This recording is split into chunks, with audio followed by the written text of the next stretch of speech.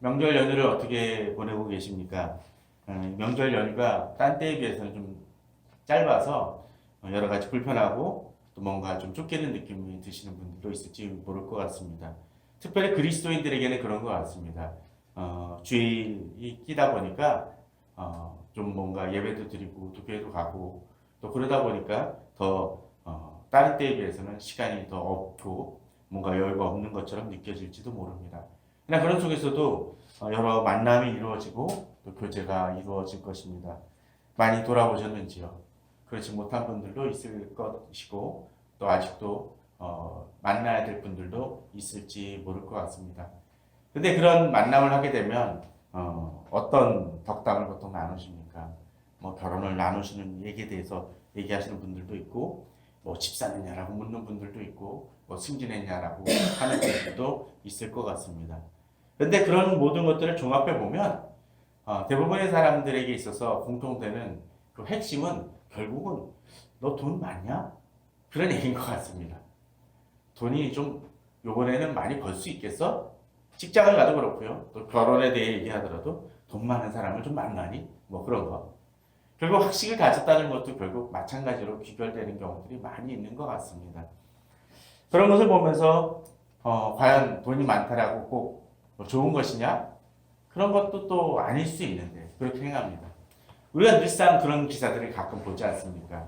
외국에서 무슨 사람들이 뭐 무슨 복권이 돼가지고 엄청난 돈을 벌었다가 몇십 년 후에 그 사람들의 삶이 어떠냐라는 걸 돌이켜보면 어느 사람은 몇 년 만에 아주 그냥 알거지가 되는 사람들도 있고 또 어떤 사람은 최근에 어느 기사를 봤었는데 청소년 때 그 딱 복권을 사기 직전에 어떤 나이에 당선이 돼서 엄청난 돈을 외국에서 받았다고 합니다. 그리고 이 사람이 한 20년인가 30년 지난 다음에 그 삶을 돌아보니까 겨우 간간히 그 무슨 아르바이트 같은 걸 해서 먹고 삽니다. 처음에 돼서 사귀던 남자친구랑 막 여러 가지 집도 사고 막 하면서 흥청망청 즐기다가 결국은 그 모든 돈을 소진을 하고 그 이혼도 하고 심지어는 마약이나 그런 데에도 손을 대다가 정신을 차리고 이제 살아가고 있습니다. 그러면서 오히려 그런 얘기를 하는 거죠. 지금이 더 행복하다라는 얘기를 했다고 합니다. 그럼에도 불구하고 많은 사람들이 그럴 겁니다. 그래도 난 안 그럴 거야. 좀 돈 좀 많았으면 좋겠다라고 생각하시는 분들이 많을 것 같습니다. 그렇습니다. 뭐 돈 자체가 많은 것은 잘못이 아닙니다. 그러나 그 돈을 어떻게 쓰느냐라는 것들이 중요한 부분이겠죠. 정말로 준비가 된 사람에게 있어서 그것을 잘 관리할 수 있는 사람에게 그것이 주어지면 그것은 축복일지 모르지만 오히려 그렇지 못한 사람들에게 그런 돈이나 그런 것들이 주어질 때는 오히려 그것이 폭탄이 될 수 있을 것 같습니다. 예컨대 그런 것이죠. 어느 유전을 발견을 했습니다. 그래서 엄청나게 창고를 져가지고 거기에 석유를 비축을 해뒀습니다. 근데 똑똑한 CEO가 와서 그것을 관리를 하면 떼돈을 벌 수 있을 것입니다. 또 여러 가지 해서 여러 사람들에게 필요한 그 석유를 제공할 수 있을 것입니다. 근데 어느 사람이 마치 테러범자 같은 사람이 그곳에 서 있다고 쳐봅시다. 온몸에 폭탄 조끼를 입고 거기 해가지고 내 말 안 들으면 다 폭파시켜버릴 거야 라고 하는 사람이 있다면 또 그 사람이 진정 실수를 한다면 어떤 일이 벌어질까요? 엄청난 참사가 벌어질 것입니다. 그 사람에게는 그것이 주어진 것이 오히려 주변에게 도움이 되느냐? 아니라는 것이죠. 그리스도인들도 덕담을 나누지만 그 덕담은 좀 달라져야 될 것 같습니다. 우리가 히브리서를 계속 말씀을 나누면서 이제 13장에서 실천적인 내용들이 나온다고 했습니다. 이제 성막을 벗어난 이 제사를 벗어난 우리들이 이제 제사와는 다른 제사를 드리는데 그것이 바로 찬송의 제사라는 얘기를 지난주에 얘기를 했었고 그것이 비록 짐승이나 그런 것을 드리는 것은 아니지만 그걸 통해서 우리들은 어떻게 합니까? 우리 삶으로서 이 제사를 드리는 것이라고 했습니다. 그에 대해서 로마서 12장에서는 그러므로 형제들아 내가 하나님의 모든 자비하심으로 너희를 권하노니 너희 몸을 하나님 기뻐하시는 거룩한 산 제물로 드리는 것이고 이것이 우리가 드릴 영적 예배인이라는 것을 우리가 지난 시간에 보았습니다. 또 그러한 것으로서 지침이 어떤 것이 있습니까? 1절, 2절에서 형제 사랑하는 것, 손님 대접하는 것, 아주 구체적인 행위로서 나타나는 것을 이야기를 했습니다. 또 그러면서 지도자에 대한 얘기도 하고 그 옆에서 고통받고 있는 사람들에 대한 돌봄도 이야기를 했습니다. 또한 이것은 가정에 대한 것들로 이야기도 됐었죠. 결혼을 귀히 여기고 정말로 나의 배우자를 정말 존중하며 귀하게 여기는 것이라고 이야기를 했습니다. 특별히 이런 말씀은 명절 연휴 기간에는 너무나 귀중할 것 같습니다. 부부간에 특별히 서로를 배려하고 서로 돕고 또 그러면서 협력해 나가는 것도 중요한 부분이겠죠. 사실 이러한 문제들이 해결되어진다면 이 시대의 여러 가지 문제들은 아주 해결되어질 것입니다. 귀에도 문제가 없을 것입니다. 그런데 이러한 것들을 많이 흔드는 것들이 바로 오늘 이 5절에 해당되는 문제라고 생각이 되어집니다. 바로 이런 것들이 흔들리는 대부분의 이유가 뭡니까? 돈에 관한 문제입니다. 돈은 다시 얘기 드리지만 악한 것이 아닙니다. 돈 자체는 귀한 것입니다. 근데 문제는 뭡니까? 돈을 사랑하는 사람이 문제입니다. 돈을 가지고 다른 사람을 사랑하는 것이 아니라 돈 자체를 사랑합니다. 그러니까 어떻게 됩니까? 모으는 것에 집착을 하게 되고 그것이 많은 것에만 집착을 하니까 어떻게 합니까? 아무리 가져도 계속적으로 그것을 어떻게 합니까? 더. 얼마 전에 실사 영화 그 알라딘을 봤더니 거기서도 그런 비슷한 얘기가 나옵니다. 세 가지 소원을 하면 무엇을 얘기할까요? 또 그러면서 얘기를 하죠. 이 세 번째로서 소원을 자기 지니는 소원이 뭐라 그럽니까? 자기는 자유의 몸이 되는 것이 소원이다라고 얘기를 하는데 그 세 가지 소원을 다 쥔 사람들은 뭐죠? 그 중에 한 가지 소원은 이 지니를 해방시켜주고 자기가 다 가진 건 가진 다음에 하면 되는데 처음에 다 그렇게 얘기하다가 첫 번째, 두 번째 내가 이걸 갖고 하다 보니까 또 갖고 싶은 것이 생김을 통해서 결국은 뭐 천년인가를 그 램프 안에 갇혀 있고 계속적으로 풀려나지 못하는 얘기를 보았습니다. 우리들은 그런 것 같습니다. 가지면 가질수록 그것을 족한 줄을 생각하지 아니하고 더 갖기를 원합니다. 그러나 그리스도인들에게 있어서는 돈을 사랑하지 말고 그것을 족한 줄로 알며 출발하는 것이 필요합니다. 다시 얘기하지만 돈이 생기는 것이 나쁘다는 것이 아니라 내가 가지면 가진 대로 거기에서부터 더 내가 제대로 그것을 관리하고 돌볼 수 있는 능력이 되어진다. 어느 사람에게 1,000원이 주어지든 100억이 주어지든 진정 주님 안의 것을 제대로 사용할 수 있는 힘이 생긴다는 것입니다. 돈을 많이 벌 수 있으면 버십시오. 그러나 문제는 그것으로 인해서 내 자신을 잃어버린다면 우리는 실패하는 것일 것입니다. 그가 친히 말씀하시기를 내가 결코 너희를 버리지 아니하고 너희를 떠나지 아니하리라 하셨습니다. 돈을 사랑하는 이유가 뭘까요? 돈이 나를 지켜주고 돈이 나의 모든 문제를 해결해 줄 수 있다라고 생각하기 때문입니다. 그러나 본문은 뭐라고 얘기합니까? 돈을 사랑하지 말고도 해당될 수 있는 나를 채워줄 수 있는 분이 계시다는 겁니다. 바로 누구요? 하나님이시고 예수 그리스도이십니다. 성령님이십니다. 내가 결코 너희를 버리지 아니하고 너희를 떠나지 아니하리라는 것은 무엇입니까? 주님께서 나의 모든 문제에 개입해 주신다는 것입니다. 돈을 사랑하고 돈을 많이 가져도 해결할 수 없는 문제를 누구는 해결해 줍니까? 하나님이 해결해 주신다는 거죠.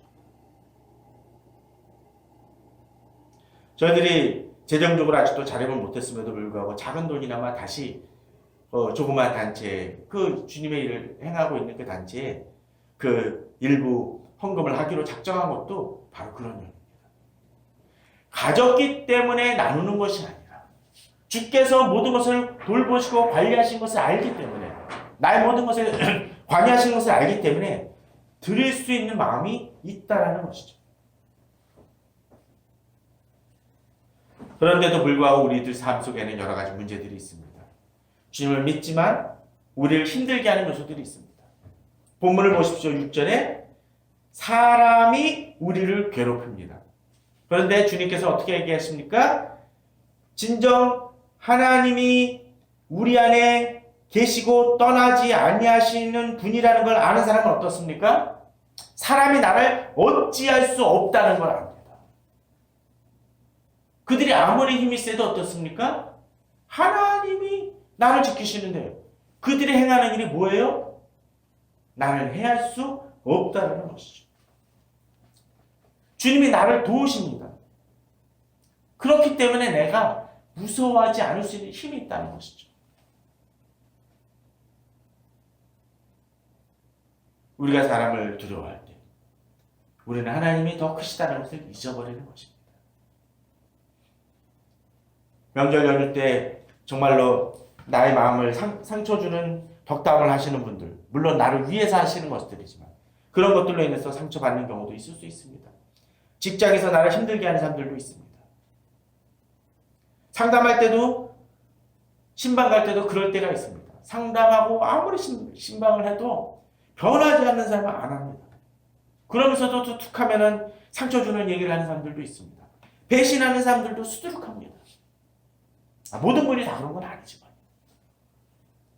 그런 사람들을 만나면 힘듭니다. 목회자도 지칠 때가 있습니다. 그러나 그럼에도 불구하고 그렇게 행할 수 있는 이유가 뭡니까? 우리가 담대히 나아갈 수 있는 이유가 뭡니까? 누가 나를 도와요? 주가 나를 돕니다.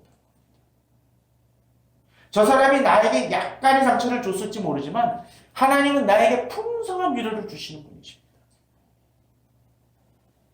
내가 비록 저 사람들보다, 저 사람이 100억 가진 사람보다 내가 가진 돈은 얼마 없고 마이너스 통장을 갖고 있다 할지라도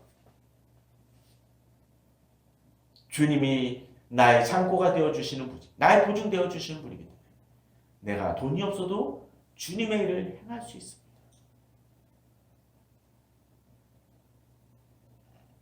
예전에 정말 교회에서 많은 활동을 하셨던 분이 은퇴하신 다음에 어느 목사님이 암에 걸렸습니다. 암에 걸린 다음에 이 하시는 일이 암 환자들을 돕는 집회를 행하고 다니십니다.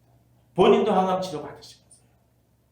또 가진 것이 없음에도 불구하고 여러 가지 후원을 통해서 주의 일을 행합니다. 그분이 넉넉합니까? 넉넉하지 않습니다. 그분은 교회에서 보통 은퇴하면 주는 그런 거 있죠. 전별금이라든지 은퇴 뭐 해가지고 많은 돈을 주는 것마저도 다 거절했습니다.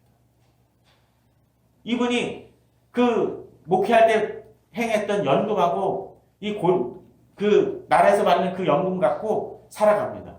그럼에도 불구하고 이야기합니다. 너무 모자라지도 않고 너무 넉넉하지도 않지만 주의를 행한다고 얘기합니다. 그 속에서도 여러 가지 집회를 행하고 해나갑니다. 그런 것 같습니다.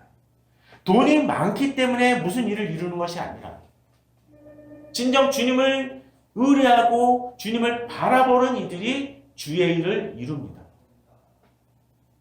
큰 교회가 어떤 일을 이루는 것이 아니라 어떤 때는 가진 것 없고 작은 교회가 주의 일을 이루는 경우들이 있습니다. 문제는 우리가 주를 의뢰하려면 주님이 나를 돕고 계신다는 것을 아느냐라는 것입니다. 저는 우리 성도님들이 이 설 연휴를 마치면서 주께서 나를 도우시는 분이시구나. 바로 그 믿음을 가지고 나아가시기 바랍니다. 내 길이 없어도 또 내가 설 명절을 마치고 집에 돌아가거나 직장에 가도 나를 괴롭히는 사람이 그대로 존재한다 할지라도 요새 표현으로 빌런이 존재한다 할지라도 그렇다 할지라도 우리가 담대할 수 있는 것은 주님이 나를 돕고 계시다는 믿음 때문입니다. 오늘 본문은 또한 그렇게 얘기합니다. 그런 믿음을 가지면서 우리가 주의해야 될 것이 있습니다. 분명히 또 알 것이 있습니다. 주께서 나를 도우시는데 이 현실적으로 또 다른 방법으로 내게 도우시고 나를 인도하시는 경우가 있습니다. 그게 뭡니까? 영적 지도자를 통해서 또한 도우십니다. 7절입니다. 하나님의 말씀을 너에게 일러주고 너희를 인도하던 자들을 생각하며 그들의 행실의 결말을 주의하여 보고 그들의 믿음을 본받으라 라고 되어 있습니다. 왜 이런 얘기를 하실까요? 우리 하나님의 인도함을 받을 때 직접 하나님의 강한 인도하심을 받는 경우도 있지만 우리가 그렇지 못할 때 영적 지도자나 또는 목회자들 통해서 영적 선배를 통해서 본을 통해서 인도함을 받음을 통해서 내가 잘못한 것을 깨닫고 고쳐나갈 수 있을 것입니다. 그렇다면 여기서 한 가지 중요한 것이 있습니다. 영적 지도자를 존중히 여기고 그들의 얘기를 듣는 것은 좋은데 뭐가 문제일까요?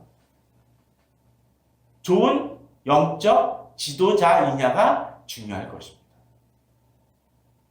그래서 본문은 이렇게 얘기합니다. 너희를 인도하던 자들을 생각하며 그들의 행실의 결말을 주의하여 보고 그들의 믿음을 본받으라고 되어 있습니다. 지도자를 생각하는데 한 가지, 두 가지 문제가 있습니다. 처음은 뭐죠? 그들의 믿음을 본받아야 되는데 앞부분이 있어요. 그들의 행실의 결말을 주의하여 보고. 이게 무슨 의미일까요? 행실의 결말. 이럴 수 있다는 것 같습니다. 저는 이렇게 생각해 봅니다. 영적 지도자인데, 목회자인데, 이분이 많은 이야기를 할 수가 있고, 여러 가지 행위를 할 수 있을지 모르지만, 이분이 끝까지 잘 그 믿음과 그 목표와 비전을 가지고 끝까지 잘 달려가느냐 하는 부분이 있는 것입니다. 만약 그렇지 못하고, 나중에 그 앞절에 나오는 것처럼 돈을 사랑하는 사람, 또 정말로 변질되어져서 여러 가지 그 잘못된 행위를 행하는 분이 있다라면 이분은 어떤 사람일까요? 우리를 제대로 인도하는 사람이 아닐 것입니다. 그 결말이 끝까지 주님 안에서 바라봄을 통해서 끝까지 정말로 저 사람은 신실한 제자이구나, 신실한 일꾼이구나, 신실한 하나님의 종이구나 라는 부분들로 그 결말이 날 수 있는 사람이냐가 중요하다는 것이죠. 그 얘기는 뭡니까? 그 사람의 중심이 하나님 앞에 바로 선 사람이에요. 그렇지 못한 사람은 어떻겠습니까? 오히려 하나님을 외치지만 자기 욕심이 또는 돈을 사랑함이 강했던 목회자나 영적 지도자일 수 있다는 것입니다. 이 시대는 좀 분별함이 필요한 것 같습니다. 말씀이 부족합니까? 아닌 것 같습니다. 케이블 틀어놓으면 좋은 설교들이 많이 쏟아져 나옵니다. 문제는 그분들이 주님 앞에서 바로 서 있느냐라는 것입니다. 또 내가 따르는 사람이 그런 사람이냐라는 것이죠. 이단의 문제는 무엇입니까? 이단 말 그럴싸합니다. 어떤 때 능력이 나타날 때도 있어요. 이적이 나타날 때도 있습니다. 근데 문제는 그들의 결말이 아니라는 거예요. 그러기에 하나님의 사람이 아니고 우리가 쫓아야 될 사람 아니다라는 것이죠. 진정으로 좋은 영적 지도자를 따르고 그분들과 교제하시기 바랍니다. 신실하게 나아가는 사람이 있다면 그분들을 믿고 나아가십시오. 그분들은 따를 만한 사람들입니다. 그러나 그렇지 못하고 오히려 돈을 밝히고 또 다른 행위를 행하고 있다면 이제는 그분들하고도 정리할 수 있는 용기도 있어야 됩니다. 한국교회가 정말 달라지기 위해서는 그것이 필요할 것입니다. 또한 이러한 것들 속에서 우리가 분명 그렇게 그런 지도자를 믿을 수 있는 이유 중에 하나는 바로 주님이 어떤 분이요? 어제나 오늘이나 영원토록 동일하시게 일관되시게 그의 결말을 달려가신 분이기 때문에 그렇습니다. 또한 우리가 이런 것들을 분별해낼 수 있는 힘이 뭡니까? 말씀입니다. 다른 것이 아닙니다. 8절을 보면 9절에 보면 여러 가지 다른 교훈에 끌리지 말라고 되어 있습니다. 어제도 연휴 기간이라고 저기 그 싱가포르에 간만에 한 몇 년 만에 그 자기 아들과 이렇게 싱가포르에 그 휴가를 즐기러 간 친구가 있었습니다. 그런데 그런 카톡을 또 보내더라고. 막 이상한 글귀가 있는 어떤 책에 카피해가지고 나한테 이런 게 왔는데 너는 어떻게 생각하냐. 그 친구는 자주 그런다. 너는 어떻게 생각하냐. 그런 연휴 중에 하나는 제 조언을 듣고 판단하며 연휴입니다. 그런데 딱 보니까 좀 이상한 내용이에요. 그래서 딱 제가 제 책 제목도 없고 저자도 없었는데 찾아냈습니다. 찾아내가지고 확인을 해줬습니다. 그랬더니 이런 것들 이런 문제가 있고 이분은 이런 것들이 있다라고 하면 알았다. 그래. 라고 이야기를 하면서 또 고쳐나가더라고요. 근데 제가 그런 얘기를 했습니다. 아니, 그런 생각이 좀 듭니다. 여러 가지 떠돌 때 제가 제일 얘기하는 것 중에 하나 출처나 저자나 어디서 나온 건지 분명히 좀 확인을 하고 알려달라. 먼저 알려달라. 만약 출처가 없으면 나는 자체를 별로 읽지도 않고 신봉하지도 않아. 왜? 여러 가지 떠돌아다니는 얘기들 참 많습니다. 그럴듯한 얘기는 많습니다. 읽어보면 그럴싸해요. 그러나 문제는 뭡니까? 그게 다른 교훈일 수 있다는 것입니다. 우리에게 가장 중요한 것이 무엇입니까? 말씀을 통한 교훈입니다. 말씀에서 딴소리하면 뭐예요? 다른 교훈입니다.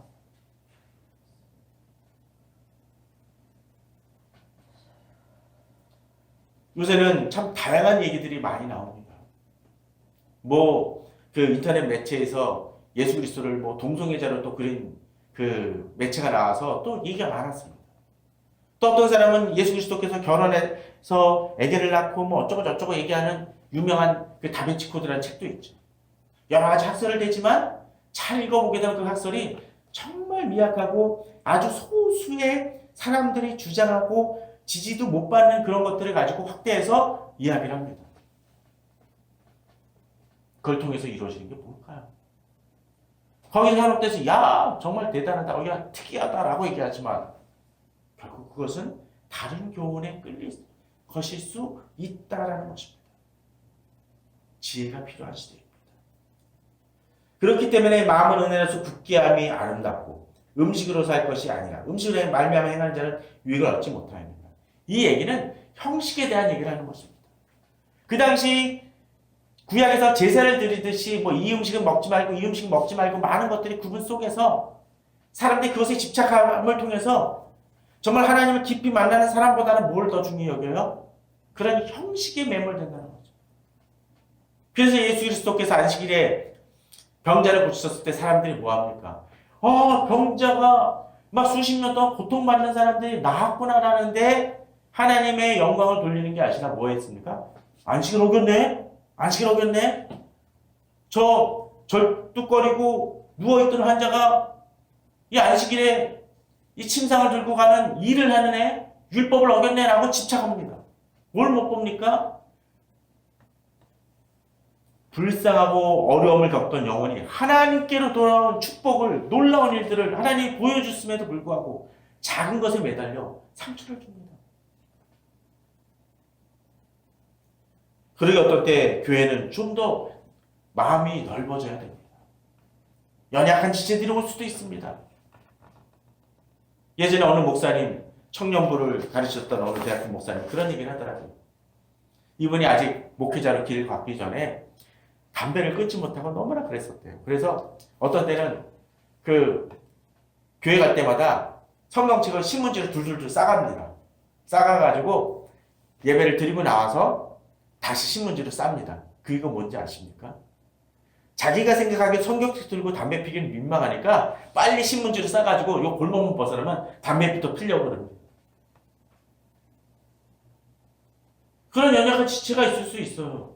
그러면 이분 자체를 너 이 교회에 올 때 신문지로 싸지 말고 성경책 잘 들고 오기 전까지는 교회 나오면 안 되라고 얘기를 한다든지 담배 끊기 전까지는 너 교회 나오면 안 된다라고 얘기하면 우리는 형식이나 좀 더 건강한 그런 모습을 갖출지 모르지만 누구를 잃습니까?